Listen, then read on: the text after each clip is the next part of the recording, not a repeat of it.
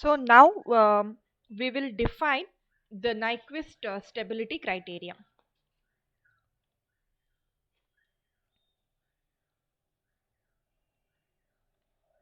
So Nyquist stability criteria.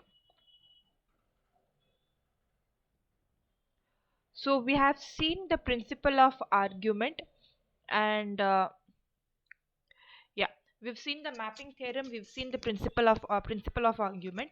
So based on that we will be defining the Nyquist stability criteria. There is a small modification or a small change we make during the stability criteria discussion. So in the above discussion we had seen that in the above or the previous discussion we had taken d of s is equal to 1 plus g of s into h of s. This was the definition of d of s we had taken. But now instead we take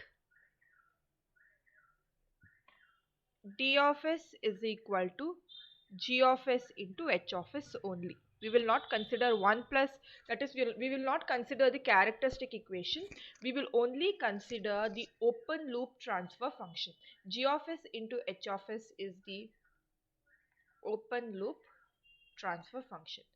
We know g of s divided by 1 plus g of s into h of s is the closed loop transfer function, and simply g of s into h of s is the open loop transfer function.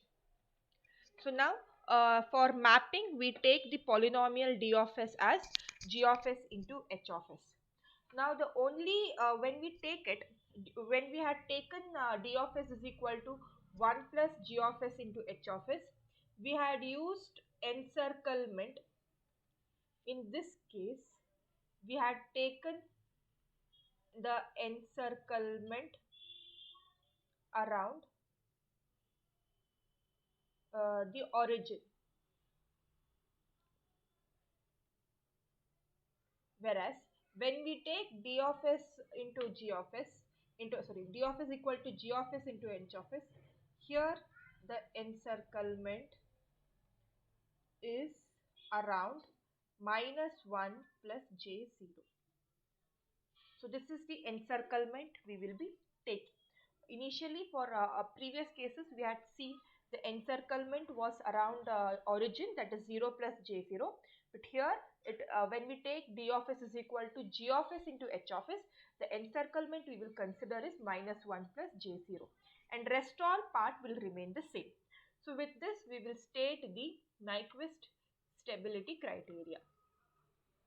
The criteria is a closed loop system, a closed loop system is stable, is stable if counter if the counter R of open loop transfer function, open loop transfer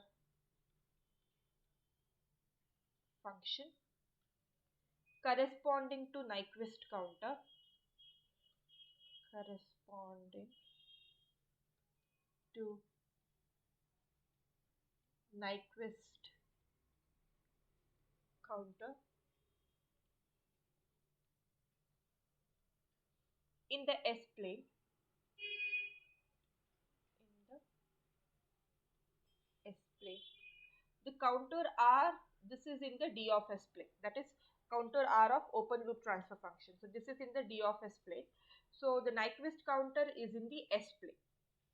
Okay, encircles the point, encircles the point minus 1 plus j0, minus 1 plus j0 in anti-clockwise direction, in anti-clockwise direction,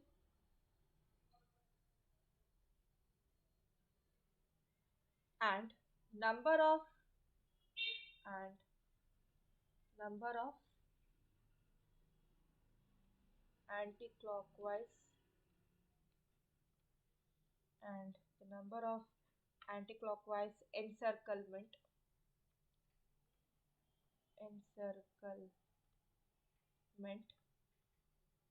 around -1 plus j0 equals number of poles of g of s into h of s in the right half of s plane. In right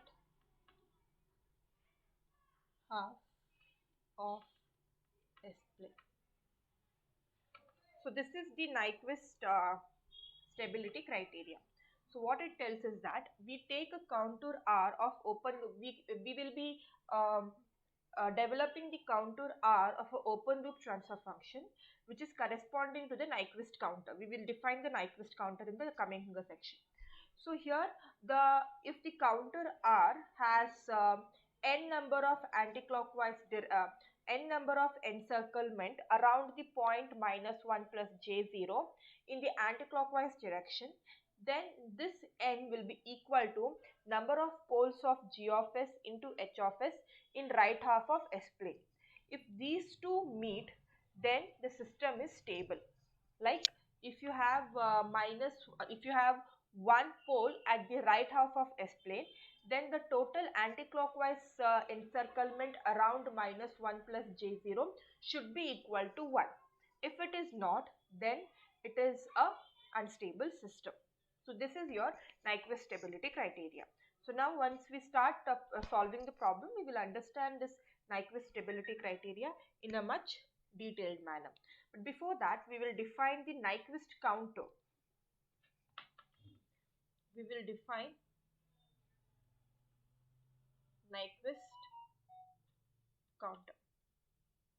Now this Nyquist counter is defined for S plane. Based on this, we will develop the counter in the D of S plane. So the Nyquist counter in the S plane is as this.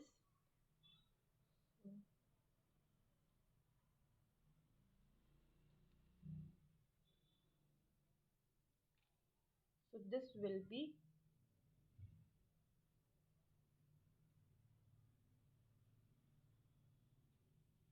the Nyquist counter. This is a semicircle. So you are varying from S is equal to minus j infinity to S is equal to j infinity.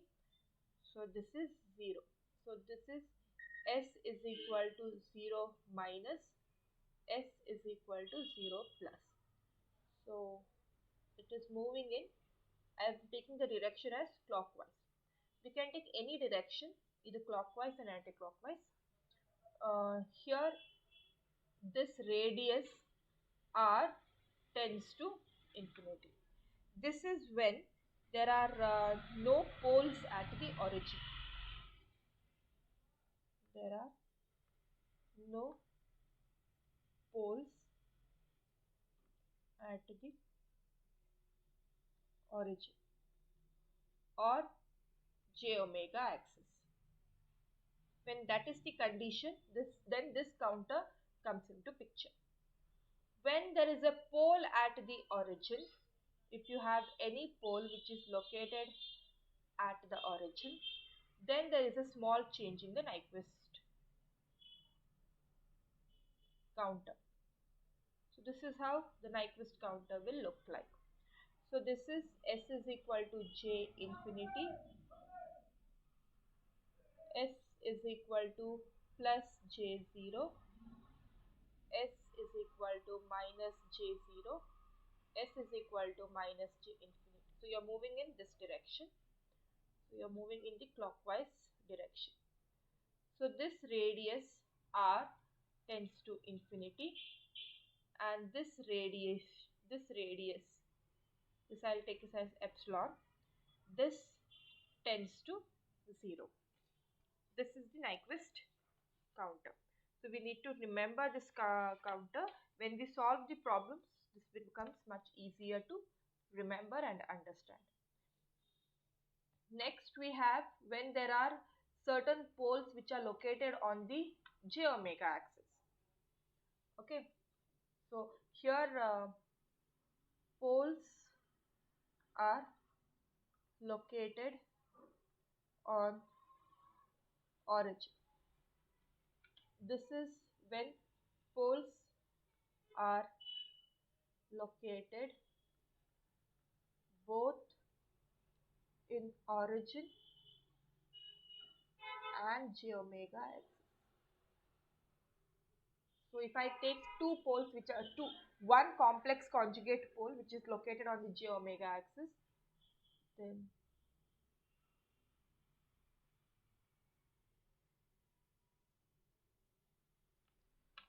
so this is my Nyquist counter. So this is j infinity, j omega 1 plus j omega 1 minus j0 plus j0,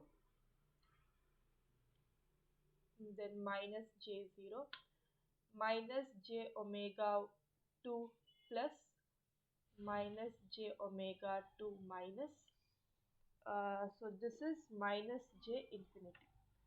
This radius r tends to infinity, this radius epsilon tends to 0.